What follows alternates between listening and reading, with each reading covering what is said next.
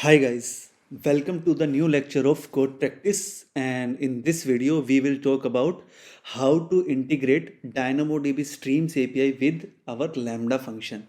So in this we will make our Lambda using Micronaut, and we will attach our we will trigger our Lambda on the basis of DynamoDB Streams. Now what are DynamoDB Streams?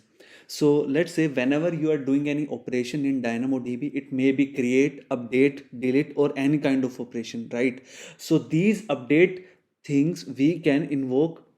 For these things, we have DynamoDB streams which are invoked on any update operation, right? So let's see how to do that. So first of all, we will go to DynamoDB, right? So this is our DynamoDB, and here we will go into the table section and we will create a new table. Let's say person, right? So we will define our partition key and one sort key, that is name, right? Now I will create this table and will keep all the properties as it is. Now if we refresh this, our table has been created. Now I will click on this table and we will go to the exports and stream section. So here you will see that we can export to S3 and Amazon Kinesis data stream details, and this is DynamoDB stream details. So here, if you see, capture item level changes in your table and push the changes to a DynamoDB stream. So whatever the changes, let's say new item, or that item is updated or that is deleted, so those kind of changes, and then you can access that change information through the DynamoDB streams API. So what we will do, by default it is disabled, we will enable this. And what information that we want to send to the DynamoDB streams API: key attributes, new image, old image, or new and old image. Let's say what was the state before the update and the new state after update, right? So that we will send and enable stream. So now if we see that it is enabled, and we can see a trigger section, like you can create a trigger. So what is trigger? It will use triggers to invoke an AWS Lambda for every item and is changed, and then your DynamoDB streams is updated, right? So for every item level change we can invoke our DynamoDB Lambda. uh, yeah, so now we can have like let's say if a new entry is coming to the table, let's say I have a subscription policy, like after 90 days it will be vanished, right?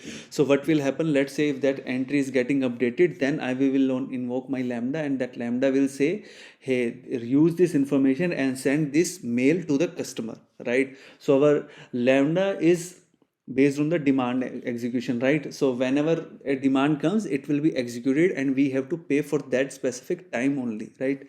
Now this is was the real life example where we can use these scenarios.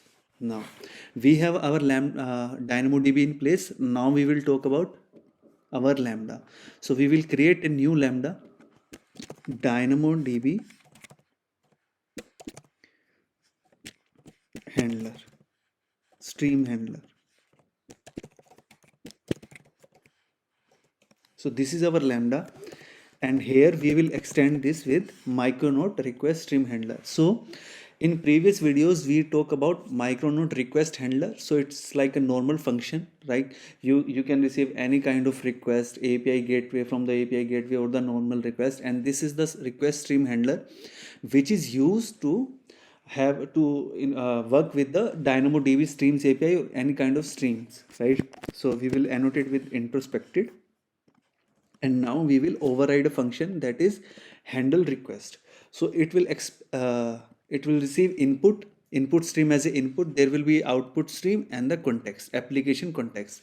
So what we will do is we will create logging inside handler for DynamoDB streams, right? And here we will do new buffered reader, new input stream reader. I will pass input here, and now I will say it's a stream. So lines dot collect. So basically append these, and then I will create a result or maybe record. So stream record received. Yes. right? So we will print our record, and whatever the functionality that you want to have, like let's say send the email, send the push notification, send the message, so any kind of functionality you can keep here, right? Or you want to save in DB and then you want to play with that. So this is our handler, DynamoDB handler. Now what we will do, we will create our build. So for that we will use our command gradle w clean build. So it will take us 10 to 15 seconds because our application is lightweight for now. And build is created. Now we will go inside the build section and the libs. So this is our jar. And now we will create our lambda. So here we will create our function first. So it's a basic flow, DynamoDB lambda, and our environment will be Java 11 x86 architecture. And now we will change our role, change default execution role. So we will have create a new role with basic lambda permission. So we will create a new role. So whenever so when this lambda will, this function will be created, a new role will be created in our IAM roles, right? So I will create this function.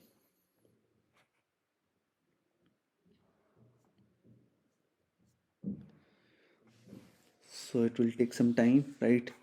And now after this creation, so this creation has some problem. I will let you know what is that when we will encounter that. So this is our lambda is created, right? Now we will upload our zip file here, our basically jar. Save. So it is created. Now we will go to our trigger section, or let me edit this as well. We will specify our handler path here. So I will copy this dot and my class name, handler name basically. So this is how my handler has been configured. So whenever this code will be invoked, this handler will be invoked inside internally. Now I will create this trigger and I will have DynamoDB lambda. So if I will create this trigger, I will face some error. And what is that? It is saying that specific role is not, policy is not attached to lambda, because our lambda role has only permissions to our AWS lambda. So we have to attach some policies so that we can give access to DynamoDB. Now we will go to IAM roles section. So here if we see, this is our role, right? Lambda role. We will click on this, and here in the permissions, see in the policy it has lambda basic execution role. We will attach some policy. We will search with DynamoDB full access attach policy, right? So now the policy has been attached. So what we will do, we will again go to this. Now export and streams, create trigger, DynamoDB lambda, and create trigger. So now this has been created successfully. It means our DynamoDB streams API has been attached with our lambda. So now what we need, if I create a new record, then a new item, then our lambda should invoke, right? So here I will go to items. This is the new interface for AWS, guys. If you don't see, you can also use the old interface. So I will click on this table. Now this table has this information. I will create item for Danley, right? Create item. Now I have created this record. Now we will go to CloudWatch to see our Lambda logs. So here in the log groups, this is our DynamoDB Lambda name, and this is current logs. And here we can see our logs. And if you see, inside handler for DynamoDB streams. Inside handler for DynamoDB streams, it means our lambda has been invoked, and what the record we have received is this one. So it's an insert operation in the DynamoDB, and the item has been added is id 4. It's a string type and the value is Denley, right? So this is how we can, so now we have received the event, right? And we can play inside our lambda whatever operation we want to perform. So this is how you can use your request stream handlers, right? And internally, these uses like this request stream handler provided by Amazon AWS. If you use Spring Boot, so Spring Boot handler also implement this uh, internally, and this is built by Micronaut, right? Wrapper kind of thing. So this is how you can use DynamoDB streams and Micronaut Lambda with this. So I hope guys you have liked this video. If you like this video, please like my video and subscribe my channel. See